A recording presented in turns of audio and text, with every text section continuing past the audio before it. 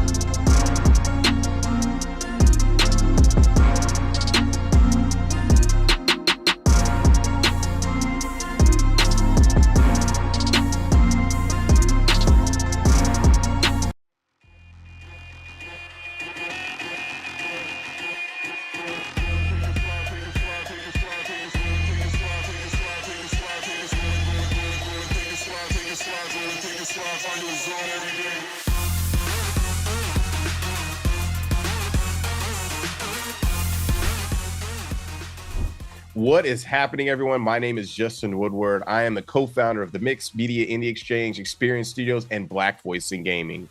Welcome to the BVIG Showcase, where talented game developers will share trailers and gameplay footage and get interviewed in the space. Once again, we have some really dope interviews with talented developers on the show. Hosting the interviews with me and advisor on Black Voices in Gaming and founder of Dames for Games, Destiny Cleveland. Hey, thank you, Justin. That's amazing. And you guys know me. Well, if you do know me, you know I'm always busy doing something, whether it's leading Dames for Games or working with Black Voices in Gaming and other incredible organizations. But before we jump into our first interview, we'd like to give a thank you to those organizations that contribute to support us on this journey. Black Voices in Gaming has grown from an incredible showcase into a nonprofit powerhouse, all about boosting the careers of professionals in the gaming industry. Our mission is clear: to create an inclusive space where industry professionals can access funding, connect with others who share their passions, and find mentors who can help them reach their full potential. We're kicking things off in the best way possible with an amazing group of guests. But like I said, we want to give a shout out to all of our sponsors. So first up is PlayStation. Thank you so much, Humble Bundle, and Raw Fury. You guys rock. You have been helping us throughout the entire time we've been doing this, and we really appreciate all of your support. That being said, we can't forget to thank our wonderful broadcasting partners, Twitch, IGN, GameSpot, and Steam. If you want to donate to Black Voices in Gaming in order to support the broadcast, fund developer programs and their games, here's your chance. Also, we have some new dope merch for you to grab where proceeds go back into the BVIG program, scholarships, and games. Remember to follow BVIG on X at BVI Gaming and Black Voices in Gaming for your YouTube channel, Instagram, and Blue Sky. Remember to check out the BVIG event page on Steam where you can learn more about the BVIG titles, buy the available games, and add them to your wish list. Wish lists help the devs, so make sure to check it out. Now that we have said our thanks, let's get into our first interview with Charles McGregor from Tribe Games, who is also repping Strange Scaffold.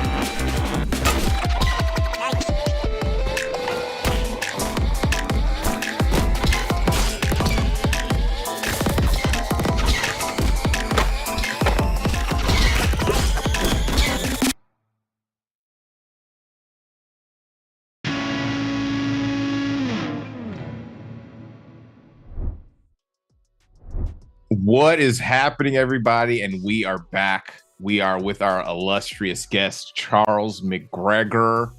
What is happening, man?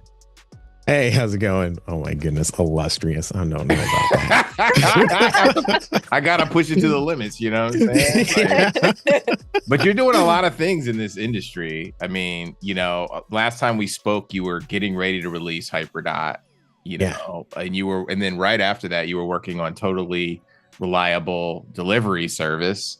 Yeah. In your hometown, right? Yeah. So, and we didn't actually know that each other existed until I worked on that project. Yeah. They just were just like really like low, had to be like, I'm working on Totally Reliable, and this is all we're doing. We don't go to events. We got to get this done.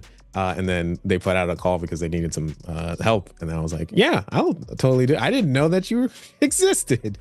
That's crazy. Like there's just like in Minnesota, it's like there's random like awesome teams that are doing cool stuff. But yeah, let's talk a little bit about your journey, because just to recap on kind of how you got into the industry and like what are the things that you started doing independently and with others.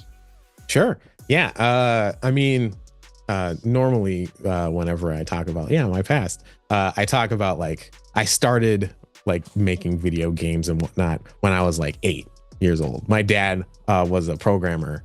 And like one day I found like a Time magazine. I think we had to do something in class for that. I found a Time magazine of like this young girl who started her own, I think it was like a bakery business of some sort. And I was like, I want to do that, but for video games. And then my dad like sat me down and taught me and my brother how to code. My brother did not like coding, so he stopped coding. And then, but I was like, yeah, no, this is what I want to do. So like from then on out, I was doing that. Funny fact is that now my brother programs and is a game developer himself. So, Oh, Wow. really? That's That's pretty dope. awesome. Yeah. no. No, man, we've worked on a couple of projects and things like that. He now works over at Future Club and working on like coding and things like that. So now I'm super proud of him and whatnot. But yeah, in terms of like, me getting into the industry and stuff, there are a lot of school projects that did not need to be related to video games that I forced into making into video games. And where I would just like work on various like apps and like PC games and things like that. But fast forwarding a lot of years to one of those school projects, going to Hyperdot. That's where Hyperdot originally started out as a school project in a class that had nothing to do with video games. It was just like the task was to not make a PowerPoint presentation. And I was like, okay. I'll make a video game for this.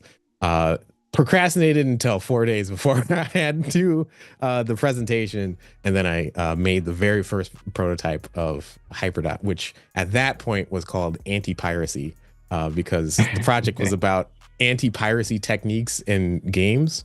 And like it was really bad. The idea was that the game that you made was the dot, and all of the shapes that showed up around the arena were like pirates. And then there was a hard mode and a normal mode. Normal mode was like you had some piracy protection, and then hard mode, all the pirates are out because you didn't have any, and it was really that's so really loose. cool. I know. That's really dope, because if I was wanting, like if I was in a class and I was expecting like a PowerPoint or like an essay or something like that, but I actually got to be interactive with what you were trying to convey. Yeah. Like I love that. And my Awesome. next question was going to be kind of like, where do you get your inspiration from? Because your first game was basically an assignment that you had to do. So when you're working on games yourself, like where do you get that inspiration from? Oh man, so many different places. Really, like a lot of the places that I get like inspiration from are either other games that I've played, games from like my childhood, or just like even like other media that I've consumed and stuff. Where it's like, oh, I've watched this like movie, and I'm like, oh, well, what if I did something like that? Like recently, it's not a movie, it's another game. Recently, I was playing UFO 50, and like in UFO 50, there's so many awesome ideas and like game design tricks and things that like I've seen before, but I haven't seen it in like this light. And one of the games in there called Mortal 2, like lighted a fire of like, whoa, what if I did something like similar to this? What if I like took that and then like twisted it this way and did some other thing? And like a lot of those things where I'm just like so excited about like stuff that I'm playing and whatnot, or like ideas that I've had like since I was a kid and being like, I'm gonna finally do this. That's nice. I still haven't done one or like a couple of those. Because I've been like, I got time. Do you like, so do you, when you have these moments of inspiration, do you just start prototyping stuff? You start writing stuff down, or like, how do you kind of get that stuff out of your head and start working on it? Depends on the game. Most of the time it's me like writing things down, just like being able to be like, I don't want to try and juggle all of this information inside of my head. So then I'll just like open up a notepad and then just like type out, oh, here's just all of the ideas that I have associated with this. I can try and filter this out later. Sometimes that works. But like, yeah, for the most part, it's a lot of me writing things down, trying to figure things out, trying to be like, okay, these are some of the ideas, these are some of the inspirations, and like trying to grab either like images or links or like songs or something like that to things like one of the games, the more recent games that I've been working on called Omnigear is inspired by like PS1 era games. And like there's a lot of things where I like look at like, oh, how does like Gran Turismo on the PS1 like look like? What do those menus look like? Oh, I guess it's not recent anymore, but Racing Lagoon, which was like a Japanese only racing RPG that came out in the PS1, has this sick soundtrack. Like it is really good. It's shockingly good. Okay, I gotta write like, this down. Yeah, I was like, oh, yeah, yes, I need please. to check this out. Please go check out Racing Lagoon's soundtrack. It is like, whoa, how is this? But like some of that, I'm like, oh, I want to learn from that and try and figure out how do I incorporate that stuff. So I grab all these like different aspects and links and things to various things that are like, these are the things that like are inspiring to me. Like make a mood board of sorts and stuff like that. It sounds like you're making a mood board to kind of get the feeling of what you want to do. I like that though. That's super interesting. Like especially you're talking about Gran Turismo, the texture that it has, just to how like the rendering works, is so synonymous with that. If you smooth it out, it loses some of that interesting fidelity that came naturally. That's really cool. I never really thought about that. Are we gonna ask a question, Destiny? Oh no, I honestly forgot what Sorry. I started listening and I was like, yeah. So you're working on multiple games. Like how many games do you typically work on at a time before you're like, okay, I'm maxed out? Okay, this is too much. I have a bad habit of working on too many games at once. I think the most amount of games that I worked on at once that were like that weren't just like this is a game jam thing that I'm working on for like a weekend. I think we're like 4 or 5 different projects that I was hopping between, to the point where like anytime that I'm on a game project, it's become like very much like a meme of, it's like, oh, what game is Charles working on today? Are you going to release another game soon? A lot of that happened, which is funny because now I work at Strange Scaffold, which is also known for making a bunch of games. Yeah. 100%. I was going to say, it's good. Like, it kind of goes with the territory for really interesting. Does. Like, I mean, like folks who are very creative. Yeah. Like just grinding on multiple projects and like getting inspired. I know that happens to me. Like definitely. We have like 3 or 4 projects in development and stuff like that. So like I totally get it. But if you're able to go ahead. I was gonna say, if you're able to do it, that is awesome. Like, you know what I'm saying? Like if you're able to put pen to paper and like just start programming and doing prototyping, that's the coolest thing. So I didn't mean to interrupt you. Oh no, you're good. I think one of the things that I really enjoy about like working on a wide variety of projects / like being a generalist developer is that like if I like have either inspiration in something, I can just like, I'll just go and do this. Or like if I'm like, I've done a lot of programming today, I need to like go make some music or something like that, I can switch gears and be like, okay, now I'm inspired to do things like that. So you make music too? Yeah. So you do music, you do programming. Like, okay, just give us the rundown. What are all the things that you do? Sure. So I guess the rundown is that I'm a generalist developer.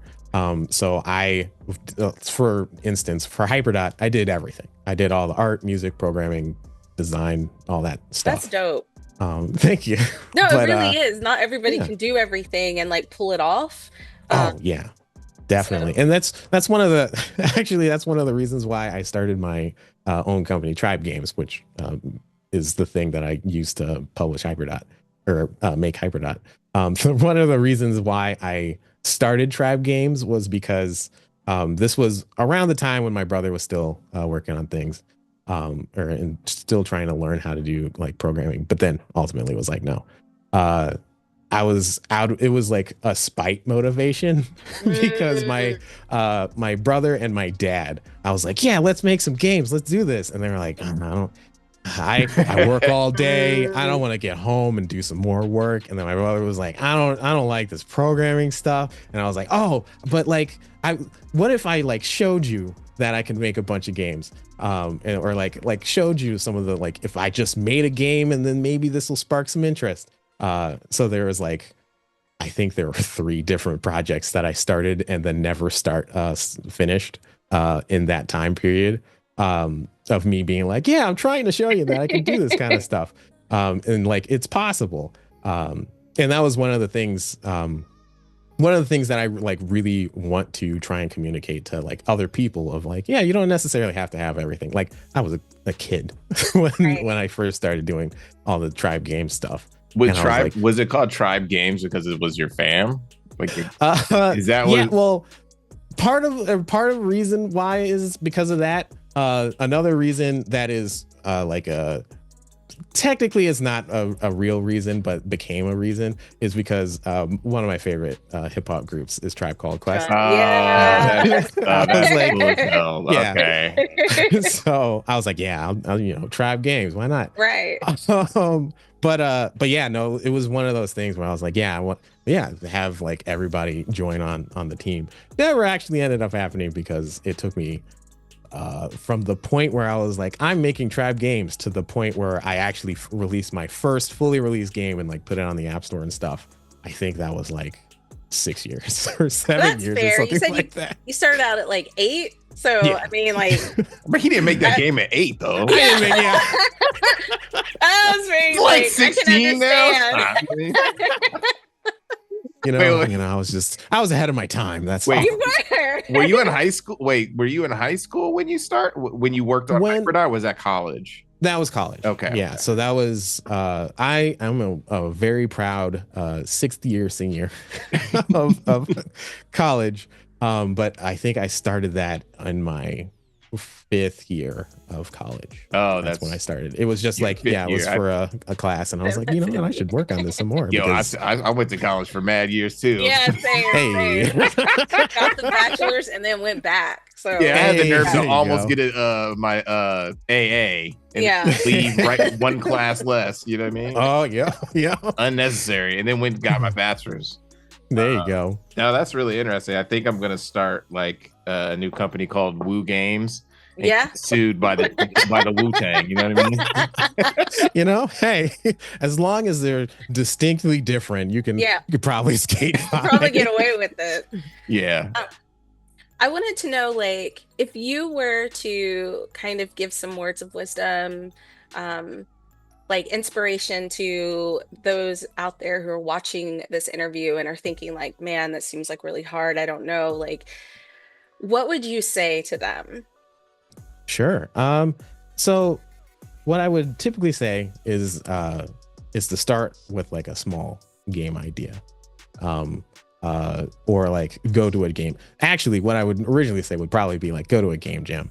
My thoughts on that have changed a bit since then, because that environment doesn't work for everybody, where it's like you have the benefits of a game jam is like, yeah, you have like a very limited amount of time. So your aspirations aren't like, I'm going to make Call of Duty in 48 hours. Mm-hmm. But like, yeah, that the pressure of that, or like, it feels like everything like, oh man, I have to do something every waking moment, or like I need to be on top of it and know what the heck I'm doing every single time. Like that kind of stuff that's not an environment that's for everybody. And whatnot. And I've definitely like seen that with people where it's just like, that's just not how everybody learns. So really what I would say is like, just start out on like a small project, like do something where you are like, oh, that seems really simple or easy or something like that. Where it's like, I'm just going to recreate tic-tac-toe, or like, I'm just going to recreate the first like true game that me and my brother attempted to make on our own was Pong. We were like, we're just gonna make Pong. Let's just learn how to make Pong. And then we got my dad and my dad's friend involved, and then we were no longer involved because they kind of took over. That's hilarious. Yeah. Well, we got. Go yeah. ahead. Oh no, I was just saying like that is evidence of like you might want to make sure that you actually are doing the work, because there were a lot of like multiple hours of like, oh, okay, we got to figure out how to do all the physics and do all these like whiteboard and things, and like we slowly were like, this is not what we signed up for. That's hilarious. Yeah. But yeah, that's why I would say is just like start out on a small project, because it wasn't until I finished that very first game that I like fully released, and I just like got it to a point where I was like, and it's done, and I'm like releasing the game. It doesn't, though, how that like manifests for anybody can be different for everybody. It could be I released it on the App Store, or I put it out on Steam, or I put it on itch, or it could be I gave it to my parents or my friend or something like that, where it's just like, Yeah, it's cool. out of your hands. I totally. And like, yeah, if you do that, like that just like it like truly opened like my eyes to like, oh, this is what it's like to finish a game. Because for like 11 years or something like that before, I would start a project, kind of get into it, and then stop, and then be like, oh wait, what about another idea? And then I start another project, and then do that whole cycle. And like it wasn't until I like fully finished that game where it was just like, oh, this is what it's like to finish a game. I understand what the process is like to do everything now, rather than this amorphous blob of like, I think this is what this is what like making a game is like. Yeah. And just sense. Going through that process is just, it was so eye-opening. It was like, I went from like, 11 years of starting and stopping to 2 years. I made 8 new games. Yeah. That's just like, man, I was like, oh, I understand now. I get it. Yeah, for sure. That's like really good advice. All right. So I'm curious. So you did Hyperdot. You've been working on a bunch of projects, obviously like your own personal projects, and you worked on Totally Reliable. And then it kind of led you to, working it with Strange Scaffold on the new tactical TMNT game. Can you kind of describe kind of how did that come together, and like what have you been doing on the project? Sure. Actually, this isn't, man, I keep on referencing my brother on this. My brother actually saw a posting that Zalavir made saying like, yeah, we're looking for somebody to do specifically like UI user interface stuff, and like doing some like feedback, like juice thing, game feel stuff. Yeah. And I'm like, wait, this is exactly what I do, because I guess I've also made a name for myself as being like, hey, this guy really likes UI. This guy really likes like controller stuff. And I was like, yeah, I'll put my name in the hat for that. And like, yeah, it just became like the ideal position for me of being like, yes, I'm like extremely excited about these things that you were looking for. And then I was able to join, and basically I think my official role is engineer, like one of the engineers on the team. But like, yeah, I touch so many different parts of the thing, ranging from like implementing all the UI and things, like all the menus and things like that, getting all the controller stuff. So you can play with like a controller support and things. And ideally, like, yeah, this is all extending into like things like the Steam Deck, or you can use your PlayStation controller and all that good stuff. So I do all of those things, and then I also do a little bit of like animation work in terms of like some like menu animations and like making things feel really good to like use and make sense and things like that. I work with, oh man, there's so many talented people at Strange Scaffold to be able to lean on their expertise on like some of the UX designers and UI designers and things like that. They're extremely talented. That's dope. That's super awesome.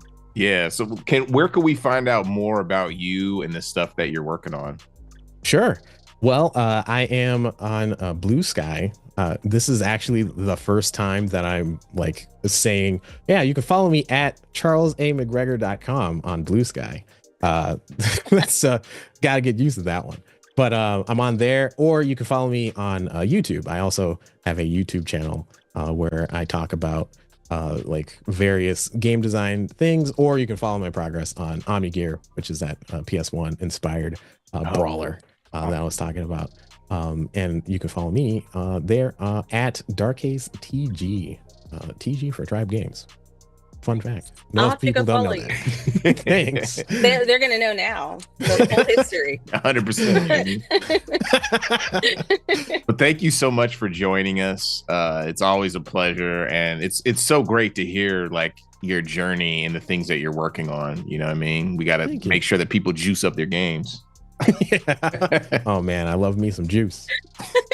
Actually, there's an Easter egg in Hyperdot. One of the achievements is called Didn't Know the Ledge, and that's a reference to Eric B. and Rakim's. That is so good. That's really good. Yeah. Cool. All right. Well, thanks, man. It was a pleasure. We'll connect with you soon, and we will be back with some more games. Yo, Charles is so amazing, such a talented dude. It was so great having him.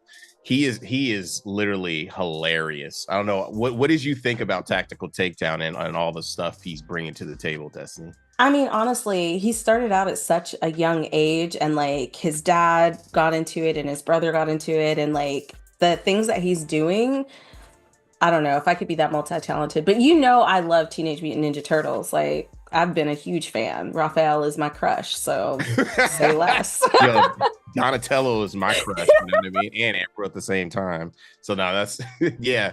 It's awesome that he's working on all these games. Plus, he's working with Strange Scaffold. If you want to wish list his game, definitely check out the BVIG event page on Steam to support that game and the other ones on there.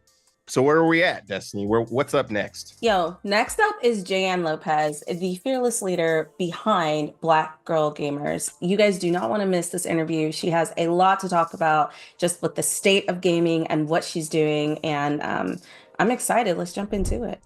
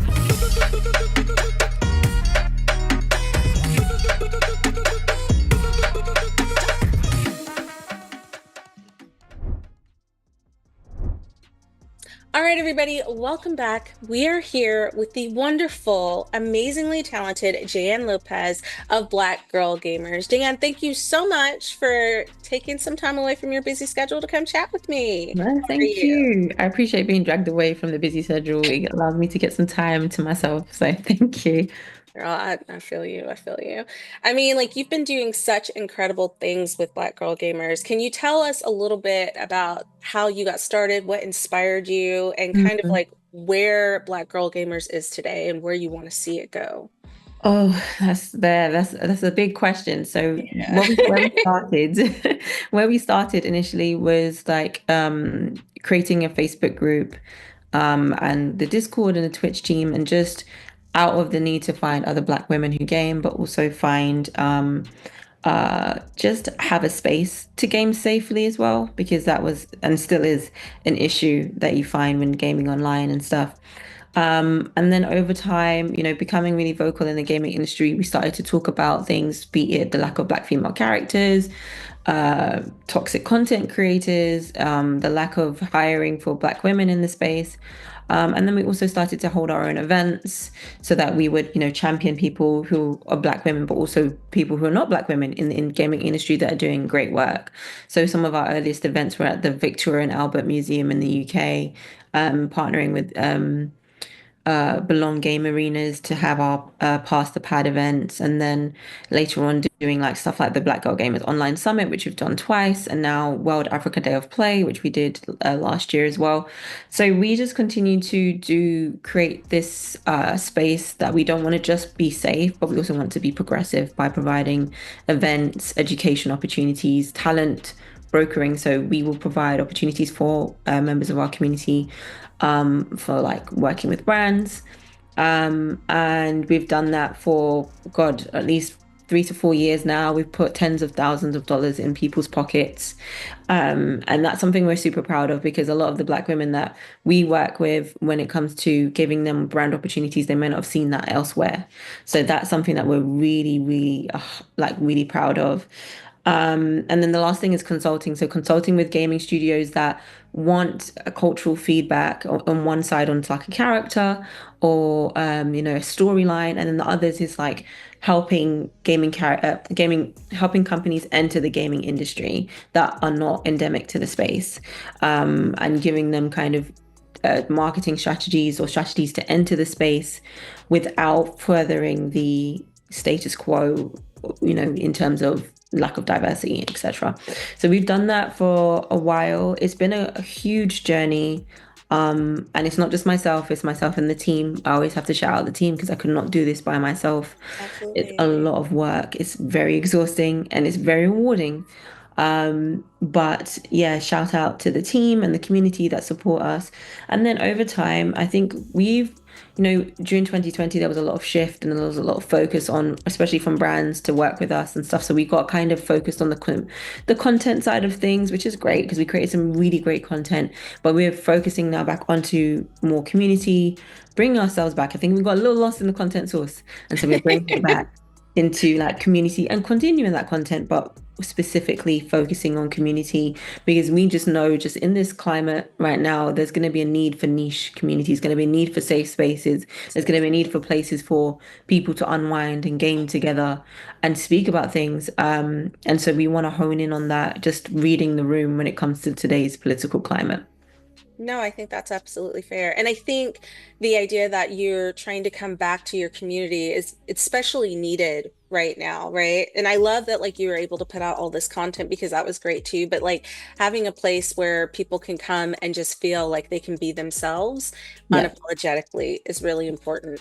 So my next question kind of leads into that. If someone wants to be involved with Black Girl Gamers, or how do they incorporate themselves? Do they need to apply? Who do they reach out to?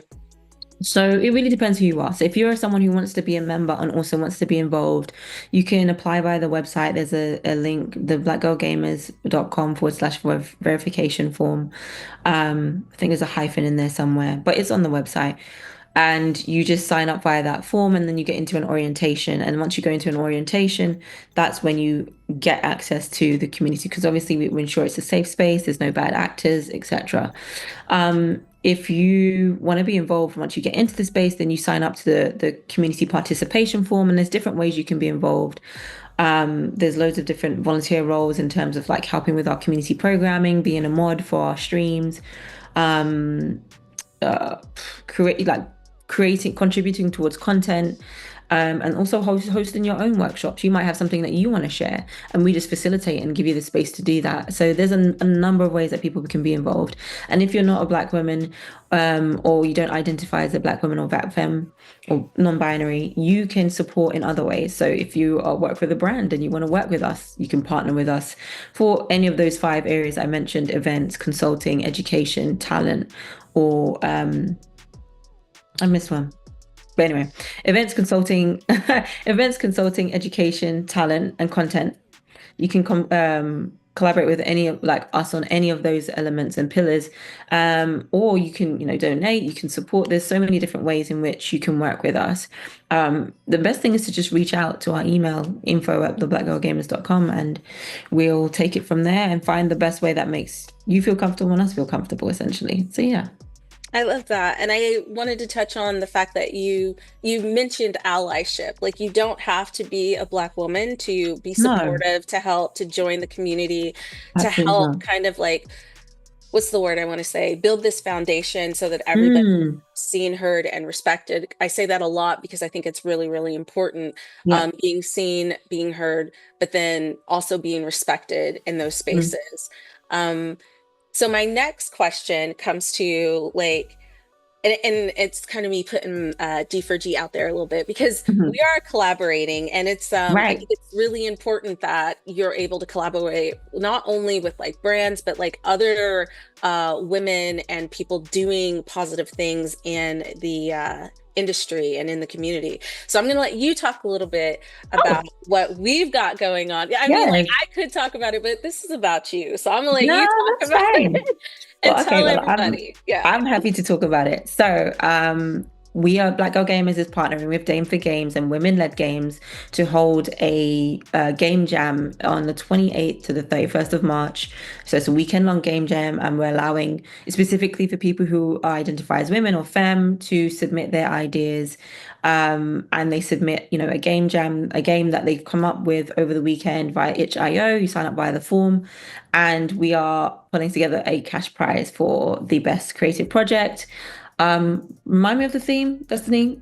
So the theme is the muse in you. So you're taking the inspiration within yourself and using gaming as basically the jump off start to tell your story. And I think that's really important, because the whole idea of Black voices in gaming is to be able to create our own stories and share those, because you don't see them often enough, right? That's the reason why we have Black voices in gaming. So it's a way to celebrate your individuality and share kind of like your experience, what you're going through, and what you want to see in the world. So if you don't see yourself out there, this is the opportunity to put yourself out there so people can see it. So that was kind of how I felt about what we were doing and why we were doing it. And I don't know, do you feel the same way? I feel like that's kind of what it was.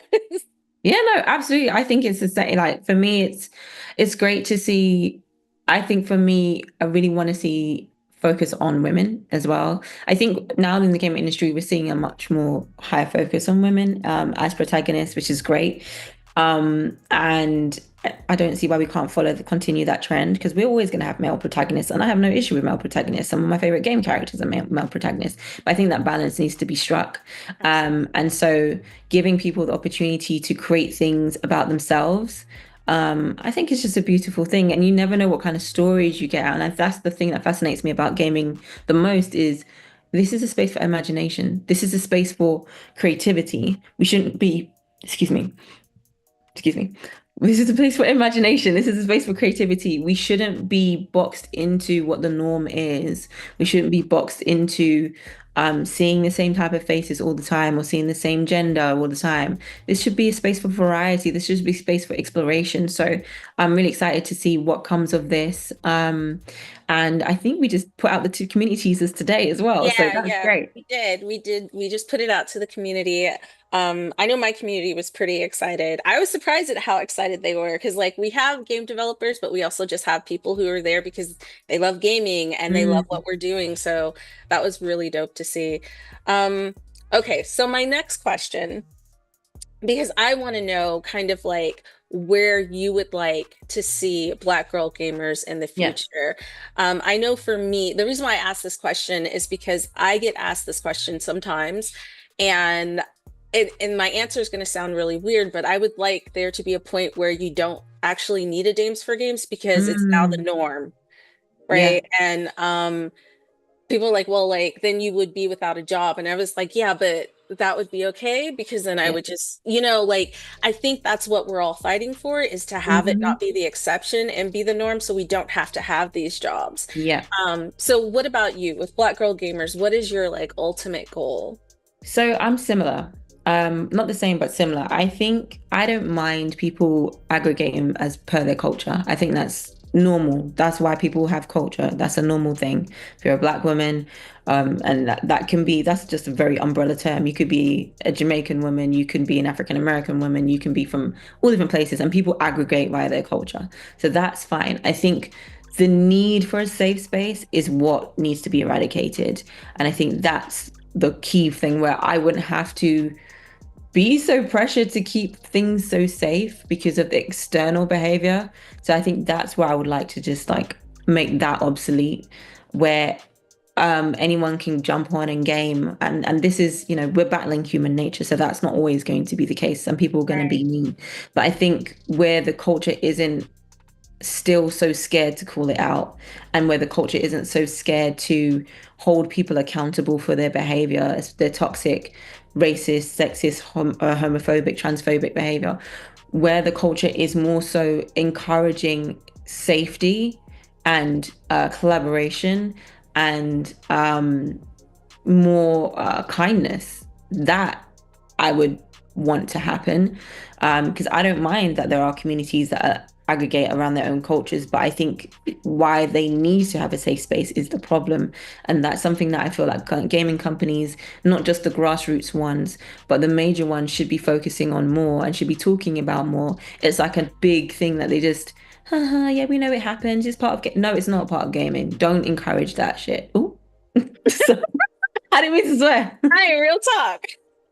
I don't mean to swear, but don't encourage that. Yeah, Right. like that is not something that I think we should bear the brunt of dealing with as the norm, and everyone else gets to go happy-go-lucky and free and just have a version of the gaming industry that technically does not exist. It's a fantasy. The fantasy. You live in a different world. I think gaming companies, if you're going to market, you should market the values you want your players to have, especially on games that have team speak or game chat, team chat, or have some kind of interaction between players. Because if you don't hold this behavior accountable, you're now facilitating it. And also, like, when gaming companies encourage or work with gaming creators, have you double checked who they are? Because I know for a fact I played a game that included a content creator who's been toxic towards my community and towards our company, and also towards the plight in Palestine and Israel. And like, why are you not checking who you're putting in your games? And that all feeds into this culture of allowing some really toxic, harmful behaviors. And most of the time, some of these gaming creators don't even have the grasp on critical race theory or the world enough to be speaking on what they're speaking on. So I want that to change. And that's absolutely fair. I think, in the grand scheme of things, we all kind of want that, especially if we're like marginalized voices. Like, we want to be able to not have to feel like we need to create protected spaces. I remember, this is going to date me, but I remember when like gamer wasn't a thing. Like, you just played games, or you would go to your friend's house and you would play games, and there wasn't like this huge like console war and all of that kind of, you just played games. And I would love to get back to that point, like loving gaming just for the sake of loving gaming.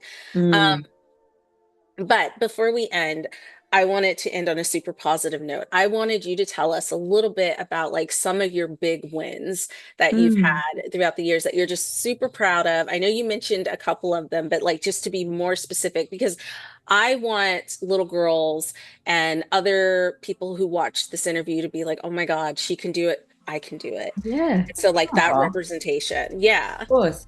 So some of the big wins. Oh gosh. I count everything that we do as a big win, to be honest, because we are grassroots, bootstrapped company. Like, we haven't had any funding. Everything's been from the ground up. In terms of big wins that I would count is especially like our talent stuff. So this putting money in Black women's pockets, especially like Black women content creators, that's been a huge thing that I've enjoyed over the years. I do think it was spurred on by 2020. So it's been interesting to see how that's changed in the recent times. But really, really proud of the work that we did work with Google, Samsung, Captain Morgan, Anastasia Beverly Hills, Benefit Cosmetics, like so much work, and put in not just product, because I don't judge things on product. I think I judge things by cash. Have you got cash that can help you pay your bills at the end of the month? So putting money in Black women's pockets, that's been amazing. Other things like our Black Girl Gamers Online Summit, having really great conversations, championing people, and being able to pay people for their time. I think that's really important for certain things. Like as a grassroots company, that is not easy. And I think people forget that as a bootstrap company, make all the money that you spend. And so being able to do that for some of our speakers throughout the years has been great. That's something that I'm just proud of. Other things that we've done are workshops, mentorship programs with Meta back in the day. And that was something that I was really proud of, because we got a lot of members of our community paired up with leaders in the company to do stuff. And then our consulting, we've consulted on at least 3 games now. Some of them are under NDA, so we can't say, but I'm really proud of that, because not only do we as a company get to consult, but our members get to take that opportunity and that experience and put that on their CV, their curriculum, or their resume, whatever they're going out into the world with. So I'm really proud of kind of all the work we did. We have this game show on our YouTube channel called Play or Pass, which was something that I came up with years ago, and it's developed over time. And members of our community that have been talent within that show have gone on to do some great things, gone on to get some sponsored deals and stuff. So every little thing, we just like to put things out there so that people can use that as a stepping stone to go and build their own careers and their own trajectory in the space, however they want to do it, whether it's having the journalism workshop or the voice acting workshop that we've done in the past, to doing our coding on our game development with no coding with Anything World. So many different things. There's so much for me to mention, but I really enjoy what we do. No, and I'm glad that you mentioned some of them, because I didn't know about all of that. So I'm sure that there are other people who didn't know about all of that. And the fact that you're continuing to work in those spaces and champion Black women is so, so important, because we need our champions, right? And I know we champion ourselves, but again, like, it's really great to have those allies that you mentioned before, those brands that have been sticking with you and your team. And I get it just from working with D4D. Being able to pay your people for the amount of work that they do is amazing, especially when those people really believe in the mission. Like, you want to give back to them. And Yeah, so, exactly. I'm proud of you. I'm super Thank proud you. I'm proud of you too. Thank you. Round Give up. each other our flowers. But Literally. if people wanted to find out more about you, Mhm. more about what you've got going on, other than going to the Black Girl Gamers website, where can they find out about what Jay-Ann is doing? Oh, me personally. You. Okay. So my social media, Jay-Ann, JAYANNLOPEZ or Z, wherever you're from, _. You can find me on Instagram, TikTok. Don't really use TikTok that much, but Instagram is my main platform.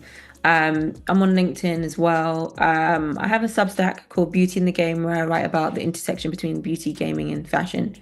Yeah, just pretty much around the interwebs. That's pretty much me. But you guys got to check out her Instagram. Like, no, I'm serious. Like, she be posing, y'all. She be working the camera. I do have a bit of fashion envy. Yeah, that's really nice. I used to do that before Black Girl Gamers. So okay. Yeah, I used to have another platform called Culture, which was before Black Girl Gamers, a year before. And I took the skills from that and decided to use it for BGG. So, well, it's really grown into something incredible. Thank Jan, you. Thank you so much for spending time to talk about Black Girl Gamers, give some insight on your perspective on where you want things to go. And I'm sure we will hear more from Jay-Ann in the future. This is not going to be the last time that she's on the show. And yeah, so stay tuned. We have a couple of more interviews coming up. Jay-Ann, I'm going to let you say bye, and I'm going to say bye, and then we'll catch up with you guys in a bit. Thank you. Bye. And we're back. Listen, that interview with Jay-Ann was so incredible. I love being able to just vibe with other women in the gaming space. And she's done some incredible things, like from her brands, the partnerships she's done. And Justin, I know that you've known Jay-Ann for a while. So like, I'm gonna let you speak on how inspiring you think she is too as an entrepreneur.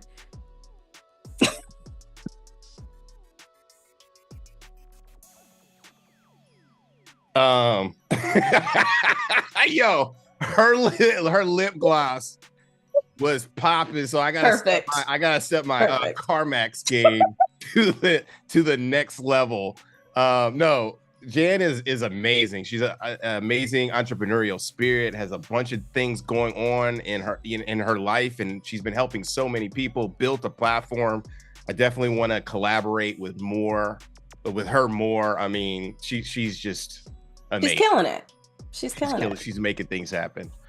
Definitely follow her for sure, Black Girl Gamers, and also follow us, BVIG on X at BVI Gaming, and everywhere else at Black Voices in Gaming. Our Blue Sky is popping right now, YouTube channel and all that. Where are we going next? So we've had a couple of interviews, and we want to give y'all a little bit of a break because we know you want to see some incredible games. So stay tuned, because up next we have a dope collage of trailers that you do not want to miss.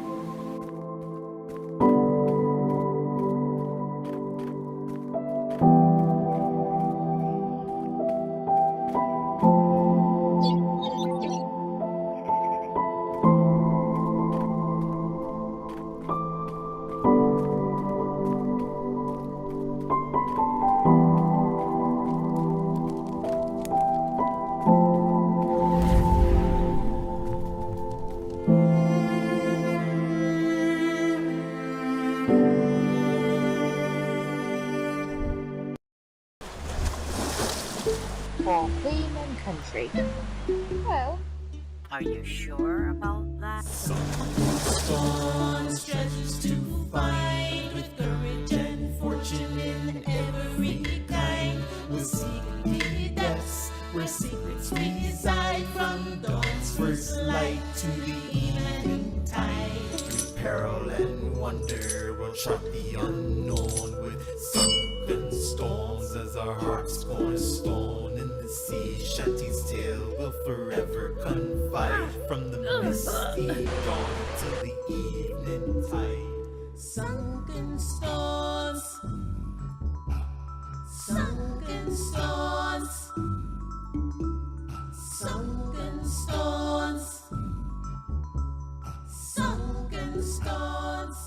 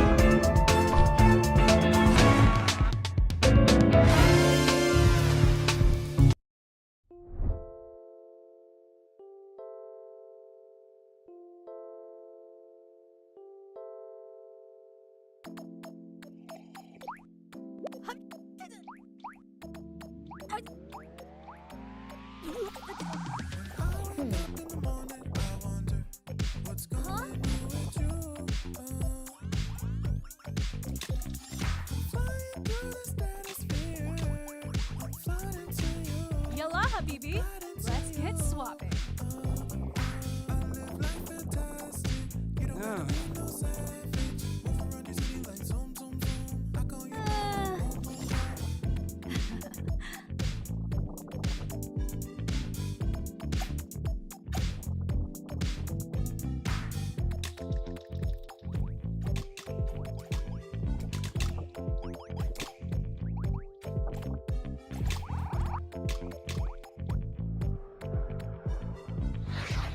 Spirit swap. Lo-fi beats to match 3-2.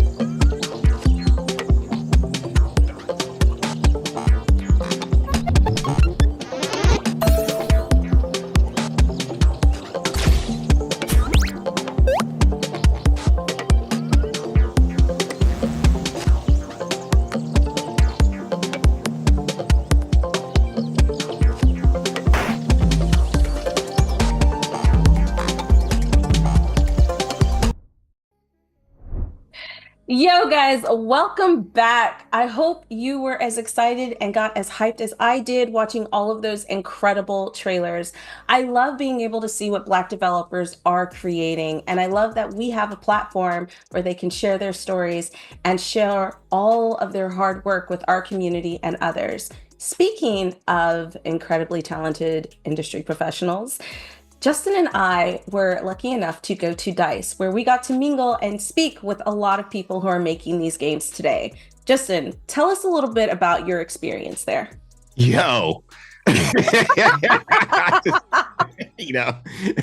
love the intro. We partner with Academy of Interactive Arts and Sciences, AIAS, for DICE this year. This is our this is our third year partnering with DICE and Amazon with the scholarship, where we paid for 10 professionals to get access to DICE, which is an amazing event where folks can communicate with executives, do business, and then learn.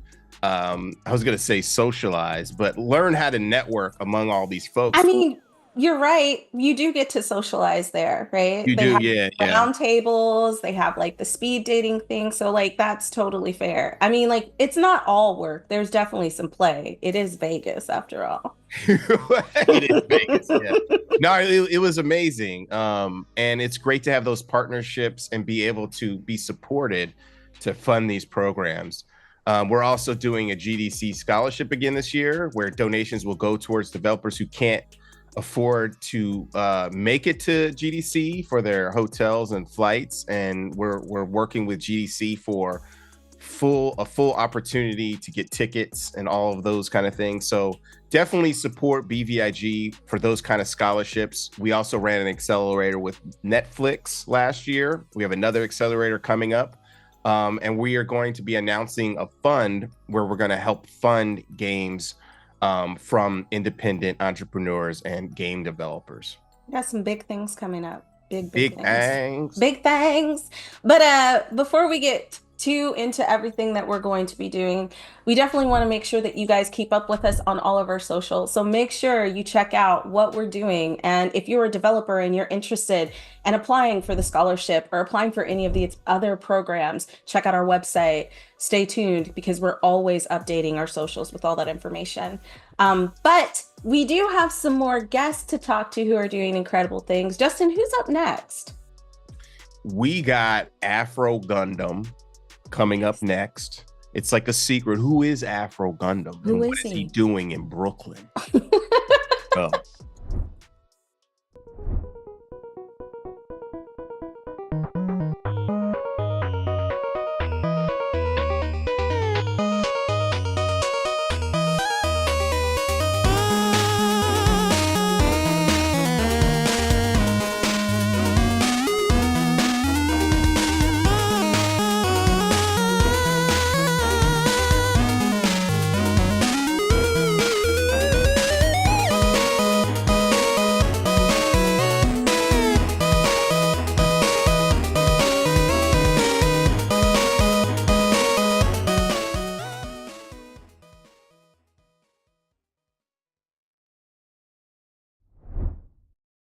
And we are back. We have another special guest hailing from Brook Nam. I'm just kidding. He's straight out. I was about to say straight out the streets of Brooklyn. Like, it's not even that serious though. My hip hop head is just going wild. You know what I'm saying? But yeah, Matthew Hamilton Rue, also Afro Gundam, which is like a dope name. Mm-hmm. I appreciate Gundam. But yeah, I mean, you're working on a game called Big Boss right now, right? Yes, sir. Can you tell us a little bit about yourself and how you got started? So, like you said, I'm from Brooklyn, right? And every day as a kid, growing up, play classic PS2 titles, Shadow of the Colossus, NBA Street, et cetera, et cetera. So every day when I was growing up, I was always wanted to make my own game. And that kind of just led into the release of my first game after college, which is called Radar Gym. And that's like a top-down shooter based on my love of like top-down shooters like Raiden and other games like that. But this game kind of takes a reverse perspective on Shadow of the Colossus in a way, where you play as the boss and like heroes try and come and defeat you, and you're using your powers to defeat them and trying to essentially destroy the world. That's the idea. It's to kind of like be your most evil self. That's dope. Wow. When did you get started, like as a game developer? I got started right before the pandemic, around 2019. Like even though I went to college for animation, it kind of only just spiraled from there, and I just kind of like fell in love with it right before the pandemic. So the pandemic gave me the perfect time to actually go full into development, So I've just kind of been grinding from there. I'm curious. I'm sorry, Justin, go ahead. Oh, no. I was just saying that's cool. Okay. I'm curious because you said that you went in for animation, but then you eventually switched over to gaming. What inspired you to go into animation? And do you use any of those things that you learned about animation in creating your games? Oh, of course. So one of the best books on animation, I use it to this day. It's called the Animation Survivor's Kit. Yeah, I have that. And it is I use it every day. I swear to God, and it's a key to essentially just making a good animation in anything. It could be for TV, it could be for shows, it could be for games. It doesn't matter. But when it comes to actually using my animation stuff in games, I would have to say I use it pretty much every day. Like even though I'm one of the many, I shouldn't say many, one of a few developers on Big Boss. I am the only animator currently.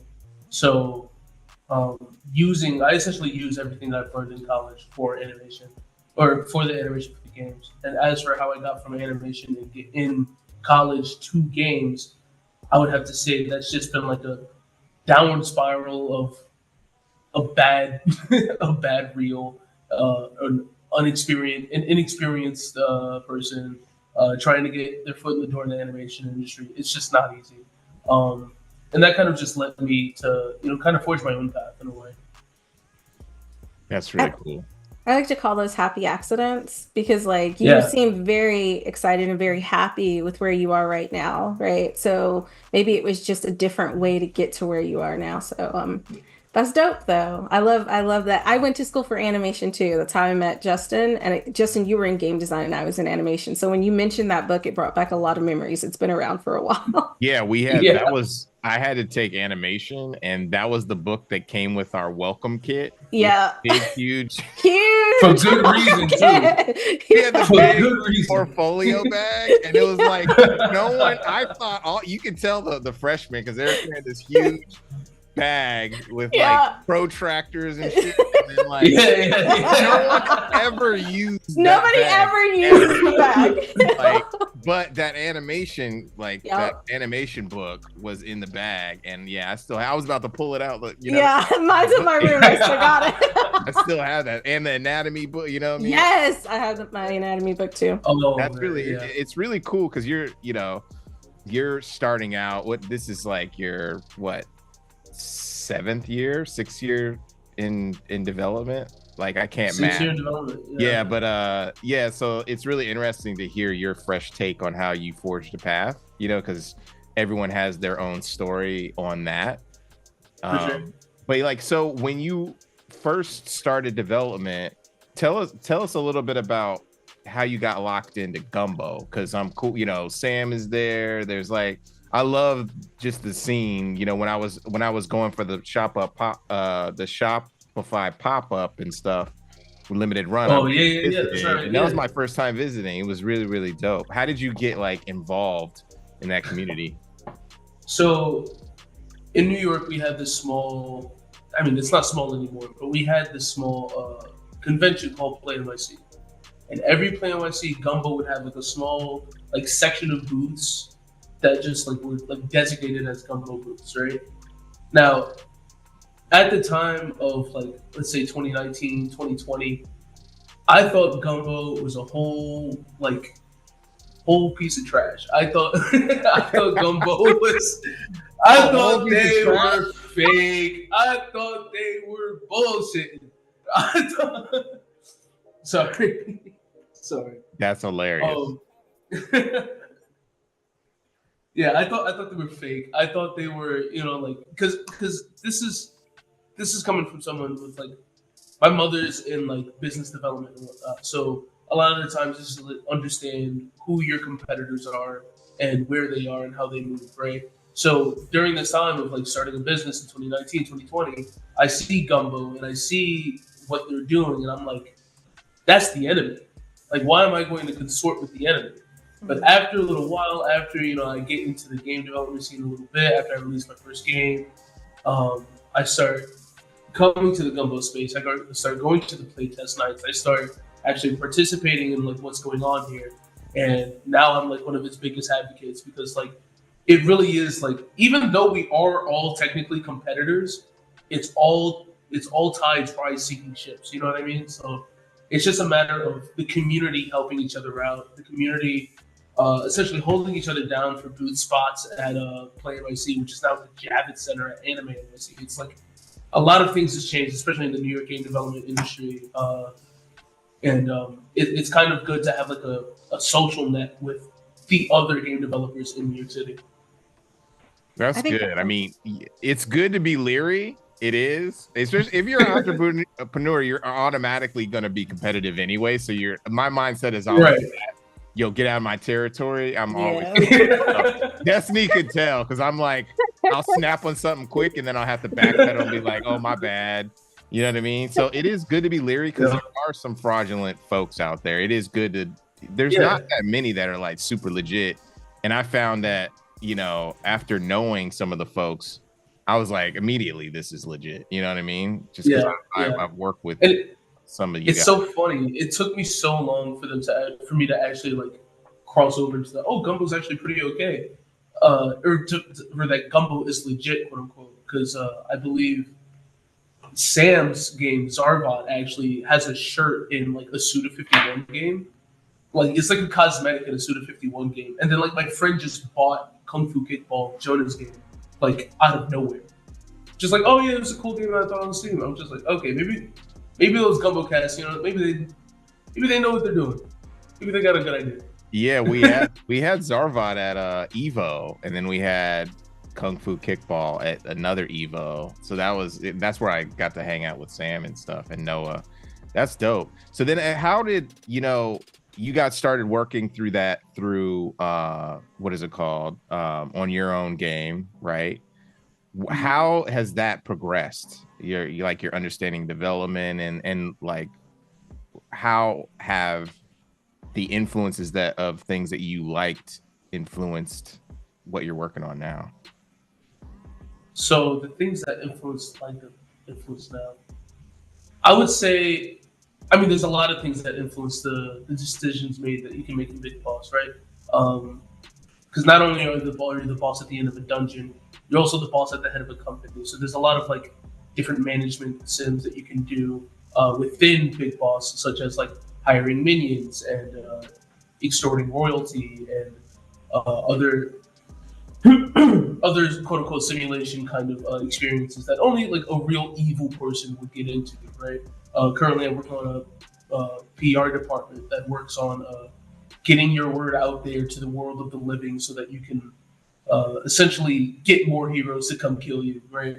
So when I would say influences, that would be something more along the lines of like Final Fantasy Tactics. I know in David Diamond Final Fantasy Tactics, you would have little minions or like employees or just people that you can work with, and just send them on dispatch missions and like have them go do things elsewhere, and then they kind of just bring them back to you. Mm-hmm.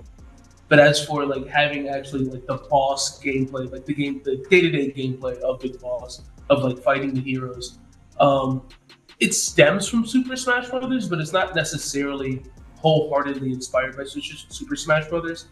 It's kind of like a weird mix of Mega Man Zero, or is it Zero? Mega Man Z, the one where you get to play as Zero. Yeah, Mega. Yeah, and essentially just like, what if like a boss from like a Mega Man game was just like you could play as? So that's kind of like a whole bunch of different influences. That's pretty dope though, because it kind of shows your depth of understanding of different genres and different gameplays, and you're kind of bringing it all together. And I love that about the indie scene, because we're able to take things and create our own stories with it, like you're doing now. So hearing everything that inspires a developer in their game, I like picking up on those things or learning about them early. So when I play the game, I'm like, oh, okay, I can see where like he picked up on Mega Man here and where he picked up on Smash Bros. There. Like that's always really cool. Oh, yeah. What is some of the because I mentioned it mentioned like on the site and some of the material that you've been sharing that the fighting game, there's a lot of fighting game aspects. I know you mentioned Smash, but are there other influences there too? Smash, Guilty Gear. I mean, like, I do like a lot of like other like weirder esoteric fighting games. Well, I shouldn't say esoteric, more or less like older. So one of my favorite fighting games is Capcom vs. SNK 2. And while that doesn't necessarily have any direct influence in the game currently, there will be stuff later on that will be directly influenced by it. Yeah, like what? You got to tell me. Leaving us. Right, so the heroes that fight you, right? Like you saw it. It's only really like general fantasy settings, right? You have a wizard, you have a shieldsman, you have a swords guy, you got a cleric, right? And then like later on down the line, you're gonna get different kinds of heroes. Other heroes are gonna be like Mega Man, but not actually Mega Man, like legally distinct, not Mega Man, and then legally distinct, not Ryu. I gotta legally distinct, not Shovel Knight, or not Shovel Knight. I mean, hey, Yakla, what's up? But you know what I mean? Like, just keep parodizing different kind of people and heroes and stuff, and kind of have that as like legendary heroes, as like big boss fights for the boss to actually fight. So, kind of creates like a different stage and a different turn on reality in a way. That's dope. The fact that you have like so many different characters coming in, have you thought about collaborating with other indie developers? Because I know earlier we talked a little bit about. Yeah, okay. Because I was like, I know we talked a little bit about like you know, that competitiveness, but like also being able to be like, hey, I really admire your style. How about we put an Easter egg, or how about we bring your character into my game? So I love that you're willing to do that, because it sounds like you have the perfect type of game to make that happen seamlessly. Yeah, I admittedly I have like a wish list about like 30 characters long of stuff that I want to put in the big boss. I'm sure that that's not even as many as I really actually want. That's just what I sat down to type.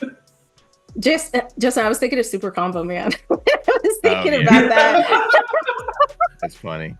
Yeah, it's totally possible. You know what I mean? If people dig your work, they're like, oh yeah, that, I mean, it happens a lot. You got to like kind of go into other categories and dig deep, in my opinion, because all of the like generic indie titles have been used so many times in these kind of crossover things. But it's yeah. So can you describe like what has it been like developing the game? Has it been challenging? Like what kind of things have you like encountered when starting your It certainly has been challenging, I'd have to say. Like it's fun in a way that like it's hard to explain because it's challenging and fun. It's a fun kind of challenge, right? You have all of these different problems essentially that you have to solve, right? You have I'm trying to do like the animation and a lot of the coding. I have another friend also helping me on code, and I also have a composer that's helping me with music. And just trying to coordinate everything is a challenge in and of itself. But like when everything works together and like builds up into something that just like is tangible almost, it feels unreal. I have to say, it's like it's its own kind of like dopamine. That's funny. How many people are on your team? I'm gonna say 3 for now. Yeah, 3. How did you guys meet? Like, how did you meet your teammates? Like, how did that all come out to play? Me and my my composer, his name is Victor Grand, and he is great. We met them. I met them. I want to say during a game jam. Actually, we did a game jam. I want to say 2018. No, it was 2020. Yeah, me and Victor did a game jam around 2020, and they're just like one of the best composers, especially for the style that I want to go with, like this chiptune orchestral kind of style. And I just kind of let him do whatever he feels like, and it works great for both of us because he has a good creative outlet, and then I get like some of the a great soundtrack. So it's kind of like a win-win in a way. And then I met my programmer friend of mine, PJ, through actually a different collective called Comship. It's a whole bunch of ex-Avalanche devs and from New York City and whatnot. But PJ and I collaborated on his game, Sword Car. So I made like some of the bosses in Sword Car, and then some of the characters and whatnot, using my animation and 3D skills and whatnot. And then in exchange, he would help me with programming. So it's kind of just like I'll scratch your back, you scratch my back kind of situation. Right. That's dope, cool. though. Yeah. I haven't heard of that game, Sword Car. You should look it up. Yeah. You should look it up. I'm going to make a gun tricycle. That's really He's cool. another brother from Philly, too. So it's like, okay. I know he's super celebrating right now. Oh, okay. Wait, are you from Philly? No, I'm from Brooklyn. Right? Okay, I could tell. You said another dev from. I mean, because he's a brother. He's a brother. Oh, okay, I got it. yeah. He's another brother. Yeah, the Brooklyn's coming out for real. No, that's awesome. Yeah, it's really interesting to see, to talk to folks from New York, because most of the time, we're talking to folks from, out here in the West Coast, Seattle and LA and San Francisco. So it's cool that it's popping off in New York, and hopefully it keeps growing, because you're just getting another perspective, of story and narrative, narrative storytelling and stuff like that. So yeah, y'all just keep doing your thing, for sure. That's the great thing about the New York scene, is that it's all indie practically. Like there's Rockstar, and there's pretty much nobody else. Yeah, and you've seen like folks also move from there to Chicago or other places because they're having a little bit of more difficult time finding folks. I mean, we were, I grew up in San Diego, and I went to, the game development program that I was in San Diego, and it was only AAA companies in San Diego, and so I didn't have a lot of entrepreneurial spirit. I didn't feel that, so I was like, I had to go to the Bay when the opportunity rose. So yeah, it's really interesting. Tell everybody where to find out more about your game, and when it's going to come out. You can always just go to the website www.hamra.digital, HAMRA.digital, and you can follow me, Afro Gundam, on both Instagram, and then at Hamra.digital on Blue Sky. He you try not to say. I do remember the Blue Sky. I was about to say Twitter, but I'm like, I don't use that shit. Everyone's filtering themselves. I was right now. It's like if you look at my at AfroGundam.Twitter, it is nothing but just like political shit. Don't touch it. Okay. Yeah. That's fair. Yeah, That's for fair. sure. No, that was really funny. I was about to jump on you. Is he gonna say it? Nah, he's gonna jump on I'm that. pretty sure, and like that's the hardest thing about remembering the Blue Sky at, because it's like I have to remember the whole like at address instead of just the username. I hope they change that to make it more like, that'd be great. BSKY. Yeah, BSKY. Yeah. But I think a lot of people, it's super random. I'm sorry, I'm going to stop. I was just going to say Blue Sky is popping off, and there are a lot of indie developers over there now. There's a lot of just creative folks there. Yeah, it's great that we're getting back together. Not as much nonsense. Mm-hmm. Yeah, well, thank you so much for joining us, Matthew. Definitely. Thank you so much for having me. I appreciate it. Yeah, of course. We should connect more, talk more, for sure. Absolutely. It's always so inspiring to hear young individuals who are coming into this space, creating and doing the work that they need to do to make their dreams come true. And I think that's what's so special about BVIG, is that we're helping to curate some of these spaces for them. We're creating a platform for them to share their stories and their games. And it's just, I don't know, it's just really inspiring. So Matthew, keep doing what you're doing. And for all of those other developers out there who might feel a little scared, who might be suffering from imposter syndrome, just do it. Just take the first steps and everything else will fall into place. Yes, make that happen for sure. And if you want to support BVIG Gaming, there's all kinds of different ways. But one of the ways is we do have a new merch page. We got some awesome t-shirts, hoodies, hats with the new logo. We got some that are gold. You know what I'm saying? It's awesome stuff, high quality, and also all of our cool characters. We're going to put those into play later. What is up next, Destiny? So we have our last interview, which I'm always sad because, I always have such a good time with you and all of our guests. But this dude is pretty incredible. How many people can say that they've had a major AAA studio call them without them even applying, just because they've heard how good you were? Well, that is the story of Jari De Jesus, and he's going to tell us all about it and his journey and what he's working on now. So sit back and relax and check out this next interview. And we are back with Jari De Jesus. See, I even had to slow it down because I didn't want to mess it up. I'm really bad with people's names, and I always get in trouble for that. So, but yeah, we're gonna say something. No, I was just laughing. Yeah, I mean, Destiny will tell you I always butcher stuff, and I'm trying not to. She's trying to doing better. He's doing better. She's making me a better person, But Jari, I mean, you've been in the business for a while in the game industry as a narrative designer. I mean, you have a crazy resume, by the way. Oh my God, thank you. Narrative design, game programmer. You're a developer as well. You've worked at AAA companies independently. you do talks. Like it's pretty impressive what you've done, and you're like 18. Yeah. Bro, don't let this shade face fool you. I'm 33, man. What? You're 30? Okay. Yeah. I don't want to say it, but black don't crack. You know what I'm saying? You don't want to say it, but I'm gonna say it. Light skinned black don't crack either. You know what I mean? I got it on both sides because I got the Taino genes on one half and the black genes on the other half. So I'm just like, I don't age, man. You're set.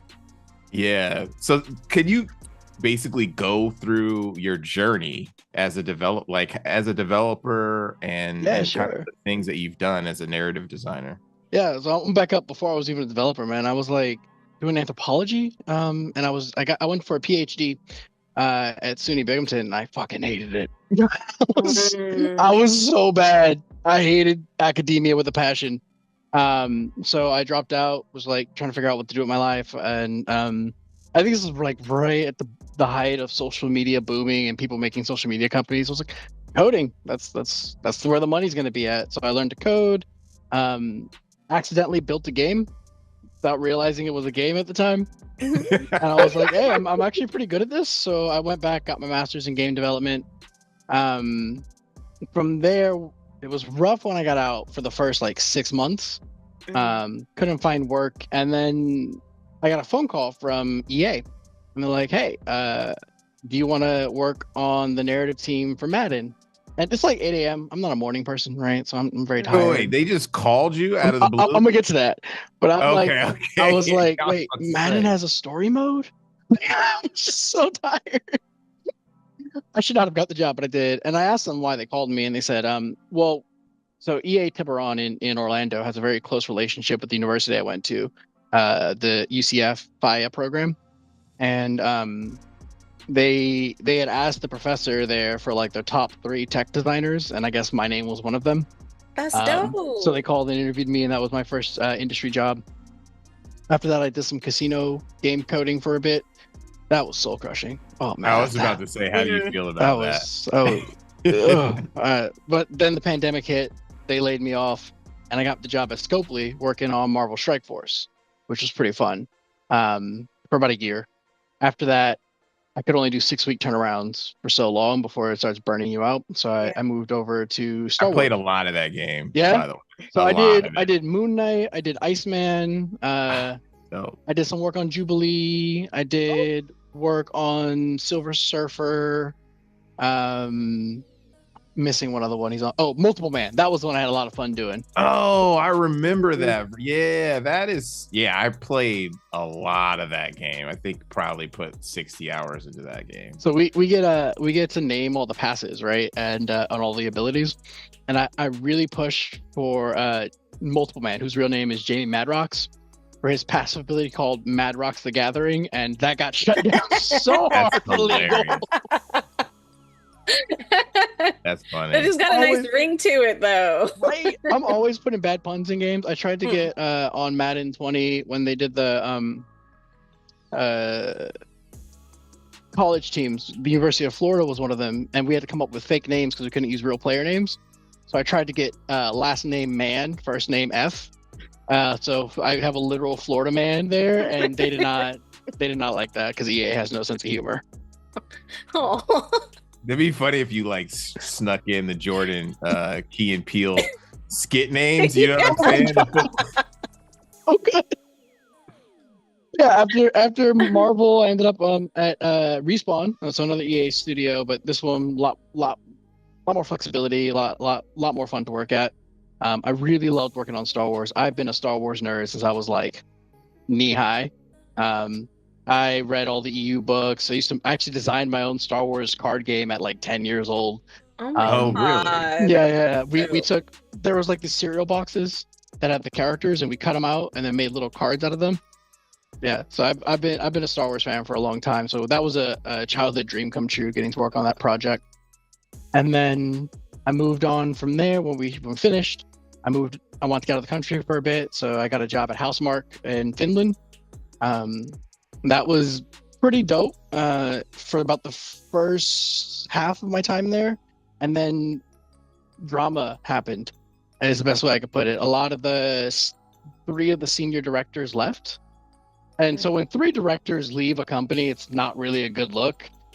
Things change. People ended up in positions that I'm not sure they deserved, kind of thing. And there was some drama with me, and I was like, I don't want to be here anymore. So I came back, started my own company, and that's what I'm doing now. That's dope. That's quite a lot. But I love the fact that like you're not a morning person and you got that call in the morning and you were just kind of like, what? You know, like, and then you ended up working for EA. Like, I don't know how many people can say like, yeah, EA called me and they wanted me to work. And like your first thing is like, I'm not a morning person. Why are you calling me at 8 a.m.? But I love that. Are you still in? Are you in Florida now? No, I'm in San Francisco at the moment. South San Francisco to be exact. Oh, okay. Yeah, we should connect. I'm in. Oh, you're in Berkeley. yeah. Okay. Yeah. For sure. Yeah. For sure. But yeah, no, I moved to San Francisco. So my company's based in California now. There's I've had this project that I've wanted to make for a long time. So now I have my own company and actually can make it. The hard part is, of course, finding funding, but I've always wanted to do this hip hop RPG that I've been like working on over the years. That's amazing. I'm excited, especially because you really love narrative design. I'm totally interested in hearing kind of like more about that and kind of your inspiration behind. Yeah, I mean, I grew up as a hip hop head. I've been a DJ. I actually used to write a lot of slam poetry and raps and things like that. So you can find some of them on YouTube. Go look them up. Yeah. We're gonna intersperse them right here. We're gonna cut this interview and play your right. Memes, YouTube meme style. We're gonna put. Oh my god! But yeah, no, I did a lot of poetry and hip hop throughout the course of my life, especially when I was younger. I actually have like a bunch of beats. I tried to scam Spotify once by like making 30, because I learned their algorithm pays at over 30 seconds. So I made a bunch of 31, 32-second long instrumentals and just played them on loop. And then Spotify emailed me, like, you can't do that, guy. That's hilarious. You see, I have the NPC right here. SE. That's dope. So what kind of music inspires you? I grew up with a lot of Tupac. He was a huge inspiration. And I mean, the name of the game is Concrete Rose. It comes from the poem that he wrote of similar title. Oh, okay. Yeah. Rose that grew from the concrete. Exactly. Yeah. That book, no joke, is a lifesaver. Give that to like a depressed teenager, and it changed the course of my life forever. So, I think I think the power of hip hop can be world changing when it's channeled correctly. And my goal is to bring that into a story. And what I wanted to do with the hip hop RPG is explicitly not make a rhythm game, because that's like the low hanging fruit, right? You like hip hop, it's music, but it's more than music. It's a culture, right? You've got fashion, you've got dancing, you've got graffiti, you got a lot of components that make up hip hop. So my game focuses on a DJ, and I wanted to channel that like feeling I got playing Chrono Trigger. Ooh, okay. Like there's a lot of weird things in Chrono Trigger that just are weird for the sake of being weird, and like, why is there a talking frog? Who cares? It's part of the game. And I wanted to channel that feeling. So you play as a DJ who fights an alien parasite. That's kind of the premise of the game. Okay, that's pretty cool. That's really cool. I can't wait for you to like get your demo out there, because I want to try it out. I want to see what you do. I know it takes time, but I'm excited. Like we have a small proto. It's not really where I want it to be. And we're me and the team, we're doing this like for free until we get funding. So that's been the biggest challenge, is like getting funding. Right. Yeah, we definitely need to talk about that. We may be able to help with that, or say less. Because Justin raps too. Like Justin raps and makes beats. He used to rap in college when we were together. Yeah, all the time. And they were. It was I went to a game college. I was in the game program. Okay. And I used to clown the things that happened in school and like the different clicks. You made diss tracks for your college years? Diss tracks, that's absolutely. It was pretty. They're ridiculous. Like, I don't even know if they fly. They would not fly this. No, not today. Different time, different folks. Different time. Yeah. But art school has so many different random people in it. Like whenever you go to art school, there's just like so many characters there. Like. Yeah, since you guys live close to each other. Yeah. Since you guys live close together, just saying, you should let him hear some. yourself. Yeah, for sure. One of the things about hip hop that I love though is it's a universal language, right? Like it's one of those things where like if you listen to hip hop and I listen to hip hop, there's always something we could find that we get along with. Even if like you're coming from the deep south and I'm coming from, I grew up in New York City, so like we're coming from different flavors of it, but like there's something we can find that connects us. And I like that's why I want to make this game. It's my love letter to the art form. Oh, I love that. That's cool. So how long have you been working on the game? Actively about a little under a year. In my head, probably about 5 years. Gotcha. Yeah, that totally makes sense. Yeah. I have characters that are inspired by real hip hop artists.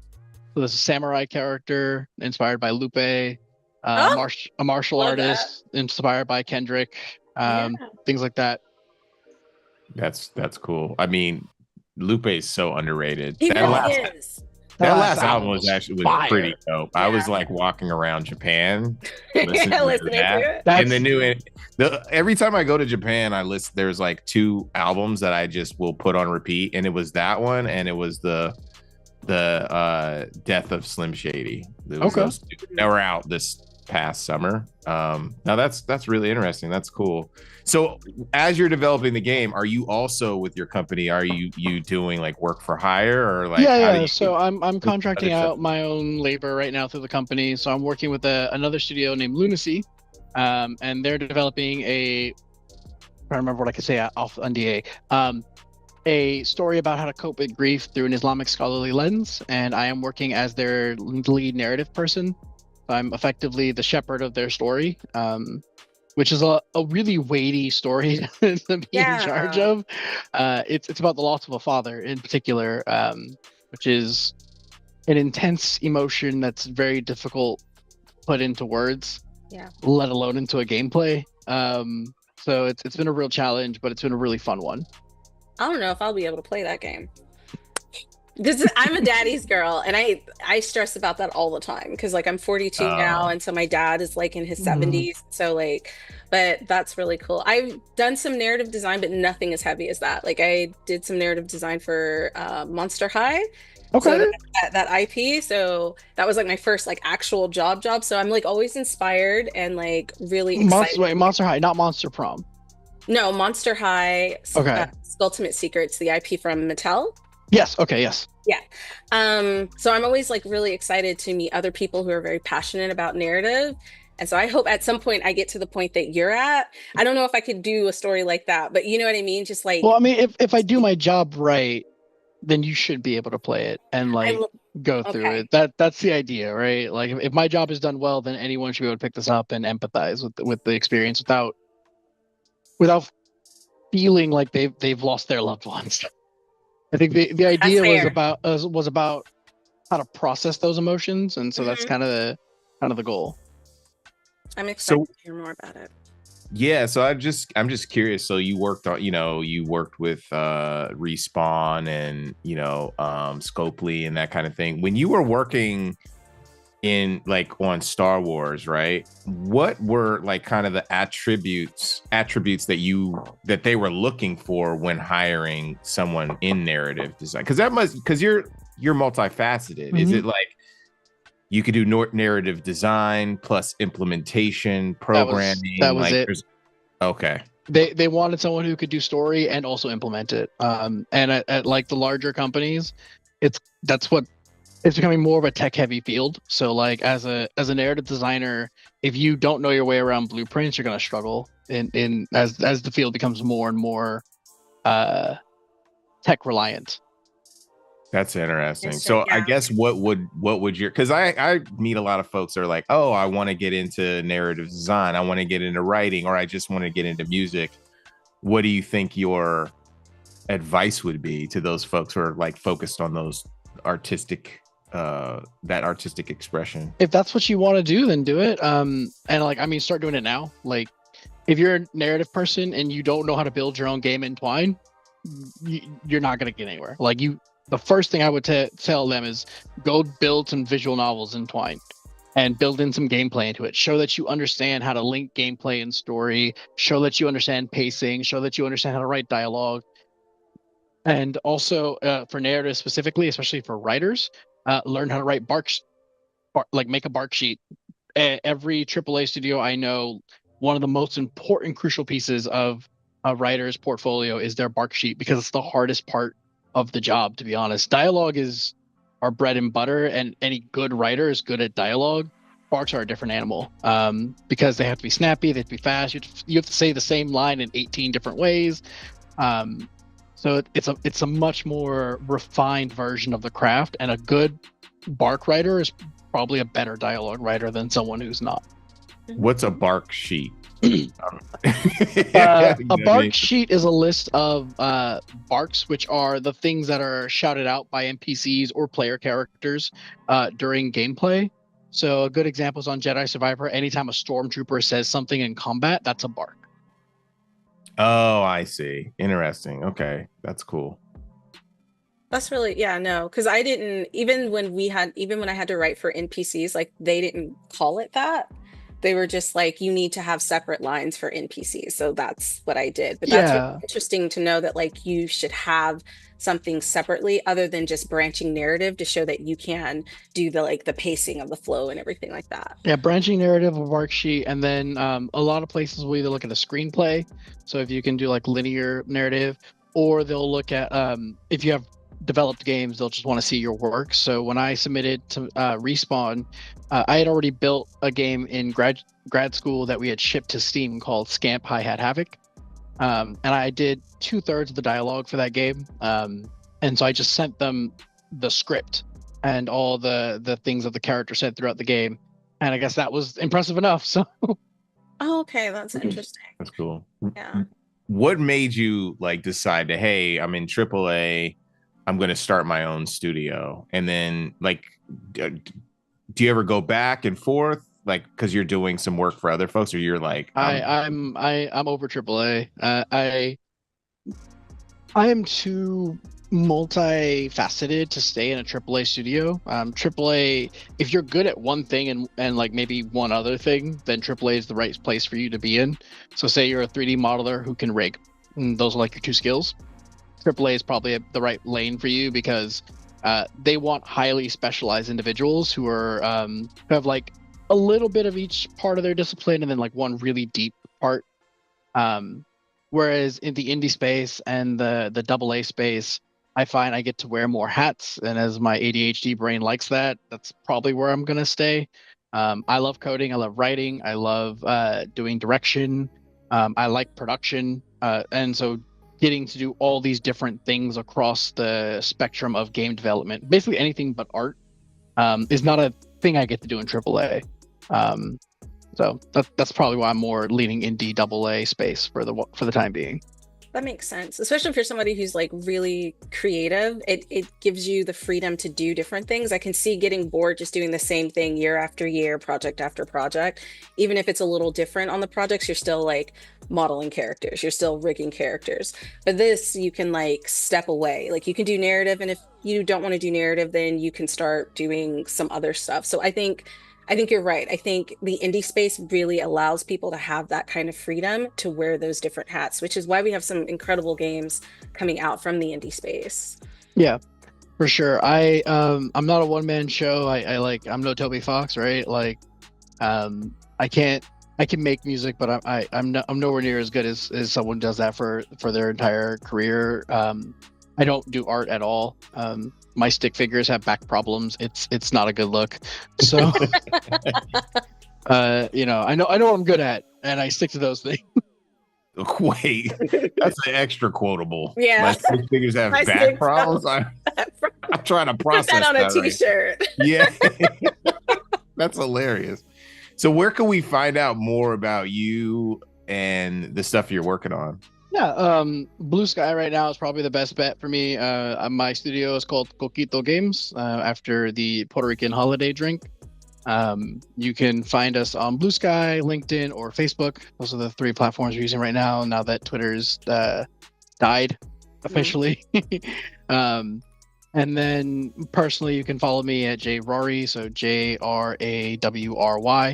It's very early millennial, mid 2000s, and I will not apologize for it. Uh, but yeah, those are probably the best spaces to follow me. I'm pretty active on those. Discord, I'd rather, I know someone. So, but yeah, those blue skies is the spot. That's hilarious that you even mentioned it. It's like, if I don't know you, I'm not adding you. So Yeah, so don't try to get in my don't Discord. try to get in my Discord. Yeah. I'm gonna look at them mutuals. If I don't see one, I'm just ignore. Yeah. No, that's fair. That's fair. That's fair. Yeah, they're like crypto bots. I'm gonna try to send them an invite. DM? Yeah, I'm gonna try to send We have a them mutual DM. server though. That's true. That's so I'll see it. We have BBIG. Yeah, he'll be like, all right, she's cool. Yeah, she's cool. She's got cat ears. That's she the likes vibe check. cats. Well, thank you for joining us. Yeah, we got to connect for real. Absolutely. We're like neighbors, basically. So, yeah. Yeah, for some reason I thought you were down in LA. I didn't realize you were up this way. Nah, I'm right up here. Yeah, you should come by the Be studio. all up and down California. That's why. Yeah, I am. I am in LA quite a bit. But yeah. Awesome. Yeah, let's connect. All right, Jerry. It was nice and it was a pleasure. And I am gonna send you a DM because I would love to like pick your brain just a tiny bit about narrative design if you don't mind. Happy to help. Thanks. Awesome. Talk to you later. Take it easy, yo. That is our show, everyone. Such great developers, entrepreneurs, and folks putting it down for the culture. Destiny, what are your final thoughts? Justin, as we wrap up today, I wanted to take a moment to appreciate just how important representation is in the gaming world. It's so vital to celebrate the amazing wins of Black folks in this industry, big or small. Every victory counts and helps make the gaming space a more welcoming place for everyone. When we share these wins, we inspire others to dream big and we show them what's possible. So let's keep lifting each other up. Because when we celebrate one another's successes, we're creating a stronger, a more diverse, and a more welcoming gaming community that honestly benefits us all. Together, we're not just making games, we're shaping the future. Truth. And we'd like to give a shout out to all of our partners for today's showcase, Steam, IGN, GameSpot, and Twitch for helping to broadcast this, as well as Raw Fury, PlayStation, and Humble Bundle for making this happen. And don't forget to check out our Steam event page. If you saw any games that piqued your interest, wishlist them, buy them, support the developers so that they can continue to create amazing things for you to play. One of the most amazing things about Black Voices in Gaming is that we have gone from a showcase to a nonprofit, which is helping developers reach their dreams of creating and releasing their own games. If you'd like to help support some of the games you've seen today or in any other showcase, be sure to take a moment and donate to Black Voices in Gaming. We have a donation page. Also, check out our merch page. We got shirts, all kinds of stuff. If you like to keep up with the BVIG family, follow us on X at BVIG Gaming and Black Voices in Gaming everywhere else. Once again, I'm your host, Justin Woodward, co-founder of BVIG and The Mix. And I'm Destiny, your co-host and a founder of Dames for Games, and I also work on BVIG and all the other stuff I do. It was great, Justin. Thanks for having me on. It's always a pleasure to share these amazing stories. It was amazing. It was so great. We'll see you guys later. Bye. Peace.